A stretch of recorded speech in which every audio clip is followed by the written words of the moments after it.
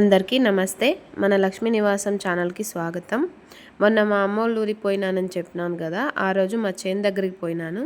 చాలా రోజులు అయినింది, అందుకని మా వదినతో పాటు చేను దగ్గరికి పోయినాను. మా అన్నయ్య చెట్లు వేసినాడు, పూల చెట్లు అంటే అట్లా చూద్దామనేసి కొన్ని పూలు పిక్కొద్దామని పోయినాను. ఇదే మా అన్నయ్య వేసిన చెండు పూల తోట. మా సైడ్ మేము చెండు పూలనే అంటాము, అదే బంతి పూలు అంటారు కదా అవి.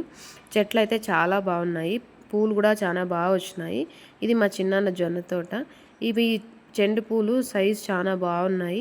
ఇప్పుడు వినాయక చవితికి గిరాకీ బాగుంటుందని చెప్పినాడు.